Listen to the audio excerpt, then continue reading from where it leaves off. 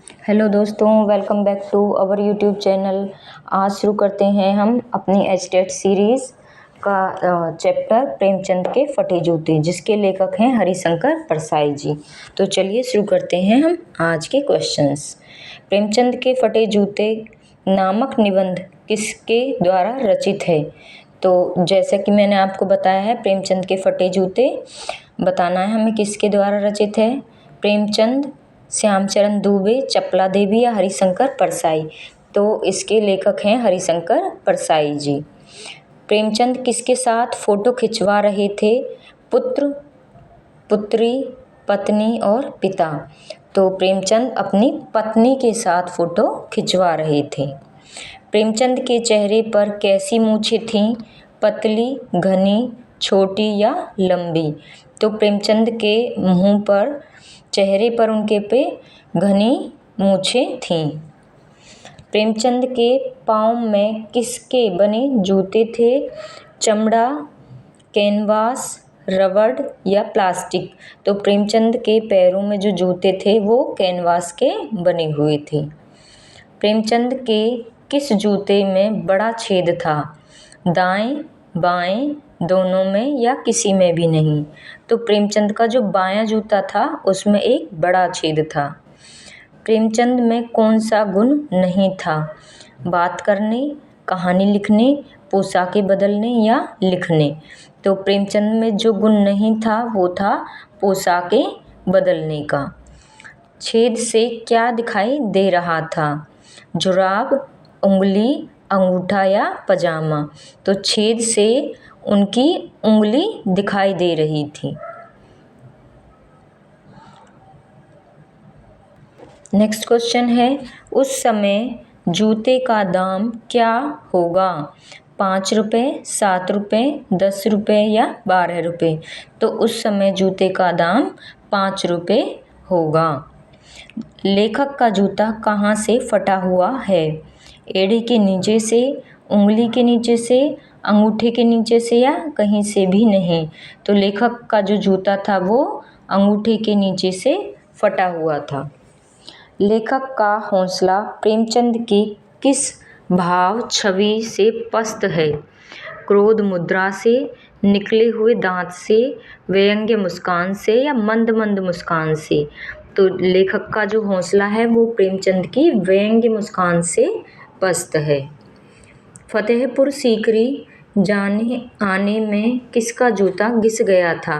लेखक ने इस पाठ के अंतर्गत फतेहपुर सीकरी का भी जिक्र किया है कि फतेहपुर आने जाने में जो जूता घिस गया था, तो उसका बताना है हमें कि किसका जूता घिस गया था।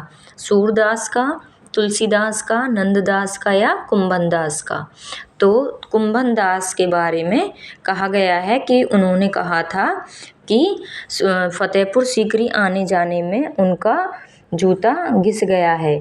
उन्होंने कहा था कि आवत जात पन्हैया घिस गई, बिसर गयो हरि को नाम। कि आते जाते उनकी जो पैरों में पहनने वाली जूते हैं वो घिस गए हैं और जो हरि का नाम है वो भी बिसर गया है, वो हरि का नाम भी भूल गए हैं। लेखक के अनुसार प्रेमचंद के पाँव में उंगली उस तरफ इशारा सी करती है जिसे वे डैश करते हैं। मतलब बताना है हमें कि लेखक प्रेमचंद के पाँव की जो उंगली है वो किस तरफ इशारा करती है। प्रेम, घृणा, लगाव या अलगाव। तो लेखक के अनुसार प्रेमचंद की जो उंगली है वो घृणा की तरफ इशारा करती है। नेक्स्ट क्वेश्चन है, लेखक के पास किसका चित्र है?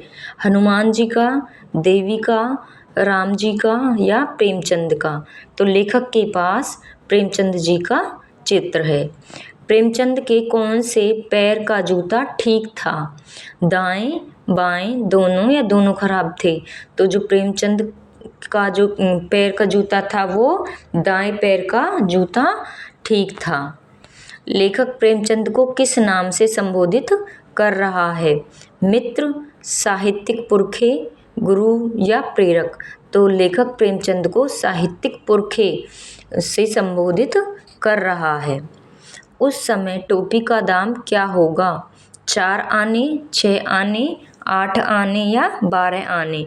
तो लेखक के अनुसार उस समय टोपी का दाम 8 आने रहा होगा।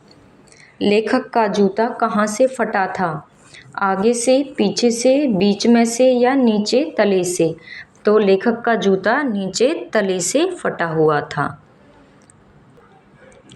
नेक्स्ट क्वेश्चन है, नेम धर्म वाली कमजोरी किसकी है? लेखक की, प्रेमचंद की, होरी की या हल्कू की? तो नेम धर्म वाली जो कमजोरी है वो होरी की रही है। प्रेमचंद के लिए नेम धर्म क्या है? बंधन, पाप, पुण्य, मुक्ति। तो प्रेमचंद के लिए नेम धर्म मुक्ति रही है। लेखक के अनुसार प्रेमचंद ने अपना जूता किस पर आजमाया?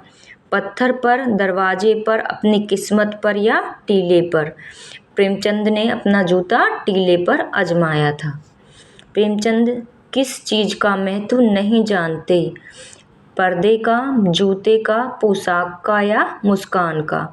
तो लेखक के अनुसार प्रेमचंद पर्दे का महत्व नहीं जानते। प्रेमचंद को क्या पसंद नहीं है? लेखक, दिखावा, जूता या पोशाक?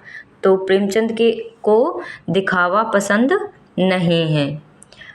लेखक को प्रेमचंद का क्या चुभ रहा है? कोट, धोती, फटा जूता या घनी मूछें? तो लेखक को प्रेमचंद जी का फटा जूता चुभ रहा है। जिनके देख दुख उपजत है, तिनको करबो पैर सलाम। यह कथन किसका है?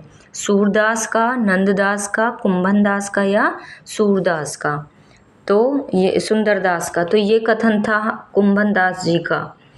टीले को बरकरार बाजू से निकलने का आशय है समस्याओं को हमें बताना है क्या? से जूझना है या समस्याओं को पैदा करना है, समस्याओं से उलझना है या समस्याओं को अनदेखा करना है?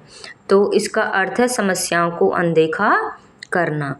तो दोस्तों वीडियो पसंद आई हो तो लाइक कीजिए, शेयर कीजिए, सब्सक्राइब कीजिए और कमेंट कीजिए। थैंक यू दोस्तों।